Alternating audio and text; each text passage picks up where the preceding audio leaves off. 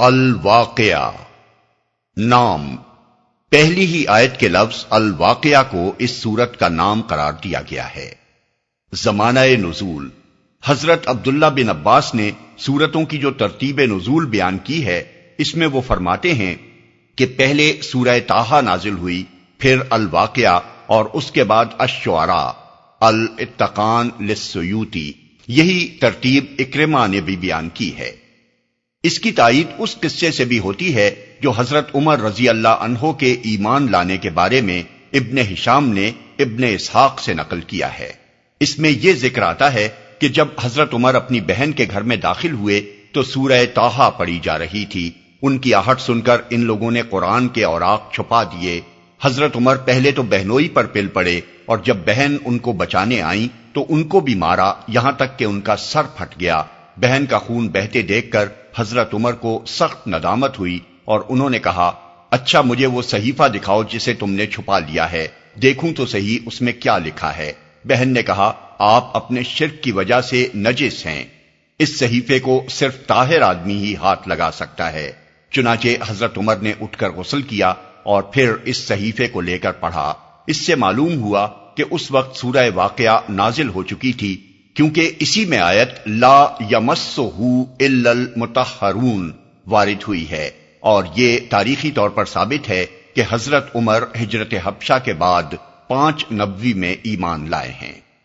موضوع اور مضمون اس کا موضوع آخرت، توحید اور قرآن کے متعلق کفار مکہ کے شبہات کی تردید ہے۔ وہ سب سے زیادہ جس چیز کو ناقابل یقین قرار دیتے تھے وہ یہ تھی کہ کبھی قیامت برپا ہوگی جس میں زمین و آسمان کا سارا نظام درہم برہم ہو جائے گا، اور پھر تمام مرے ہوئے انسان دوبارہ جلا اٹھائے جائیں گے اور ان کا محاسبہ ہوگا، اور نیک انسان جنت کے باغوں میں رکھے جائیں گے اور گناہ گار انسان دوزخ میں ڈالے جائیں گے۔ ان کا کہنا یہ تھا کہ یہ سب خیالی باتیں ہیں جن کا عالم واقعہ میں پیش آنا غیر ممکن ہے۔ اس کے جواب میں فرمایا کہ جب وہ واقعہ پیش آ جائے گا اس وقت کوئی یہ جھوٹ بولنے والا نہ ہوگا کہ وہ پیش نہیں آیا ہے، نہ کسی کی یہ طاقت ہوگی کہ اسے آتے آتے روک دے یا واقعہ سے غیر واقعہ بنا دے۔ اس وقت لازماً تمام انسان 3 طبقات میں تقسیم ہو جائیں گے، ایک سابقین، دوسرے عام صالحین،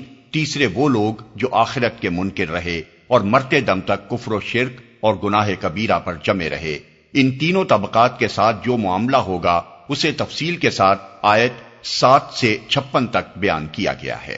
اس کے بعد آیت 57 سے 74 تک اسلام کے ان دونوں بنیادی عقائد کی صداقت پر پے در پے دلائل دیے گئے ہیں جن کو ماننے سے کفار انکار کر رہے تھے، یعنی توحید اور آخرت۔ ان دلائل میں زمین و آسمان کی دوسری تمام چیزوں کو چھوڑ کر انسان کو خود اس کے اپنے وجود کی طرف اور اس غذا کی طرف جسے وہ کھاتا ہے، اور اس پانی کی طرف جسے وہ پیتا ہے، اور اس آگ کی طرف جس سے وہ اپنا کھانا پکاتا ہے توجہ دلائی گئی ہے، اور اسے اس سوال پر غور و فکر کی دعوت دی گئی ہے کہ تو جس خدا کے بنانے سے بنا ہے اور جس کے دیے ہوئے سامان زیست پر پل رہا ہے، اس کے مقابلے میں خود مختار ہونے یا اس کے سوا کسی اور کی بندگی بجا لانے کا آخر تجھے کیا حق ہے؟ اور اس کے متعلق تو نے یہ کیسے گمان کر لیا کہ وہ ایک دفعہ تجھے وجود میں لے آنے کے بعد ایسا عاجز و درماندہ ہو جاتا ہے کہ دوبارہ تجھ کو وجود میں لانا چاہے بھی تو نہیں لا سکتا۔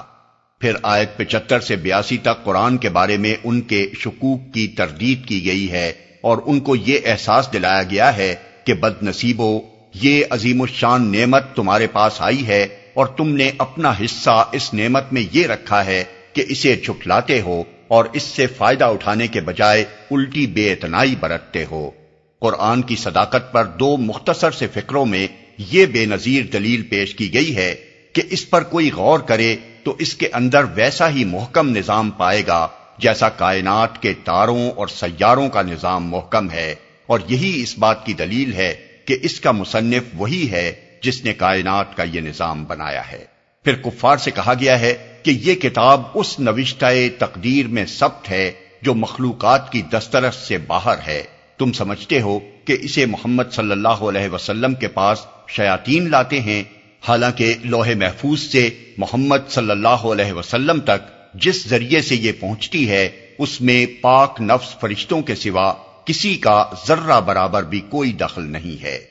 آخر میں انسان کو بتایا گیا ہے کہ تو کتنی ہی لنترانیاں ہانکے اور اپنی خود مختاری کے گھمنڈ میں کتنا ہی حقائق کی طرف سے اندھا ہو جائے، مگر موت کا وقت تیری آنکھیں کھول دینے کے لیے کافی ہے۔ اس وقت تو بالکل بے بس ہوتا ہے، اپنے ماں باپ کو نہیں بچا سکتا، اپنی اولاد کو نہیں بچا سکتا، اپنے پیروں اور پیشواؤں اور محبوب ترین لیڈروں کو نہیں بچا سکتا، سب تیری آنکھوں کے سامنے مرتے ہیں اور تو دیکھتا رہ جاتا ہے۔ اگر کوئی بالا تر طاقت تیرے اوپر فرما روا نہیں ہے اور تیرا یہ زعم درست ہے کہ دنیا میں بس تو ہی تو ہے، کوئی خدا نہیں ہے، تو کسی مرنے والے کی نکلتی ہوئی جان کو پلٹا کیوں نہیں لاتا؟ جس طرح تو اس معاملے میں بے بس ہے، اسی طرح خدا کے محاسبے اور اس کی جزا و سزا کو بھی روک دینا تیرے اختیار میں نہیں ہے۔ تو خواہ مانے یا نہ مانے، موت کے بعد ہر مرنے والا اپنا انجام دیکھ کر رہے گا۔ مقربین میں سے ہو تو مقربین کا انجام دیکھے گا، صالحین میں سے ہو تو صالحین کا انجام دیکھے گا، اور جھٹلانے والے گمراہوں میں سے ہو تو وہ انجام دیکھے گا جو ایسے مجرموں کے لیے مقدر ہے۔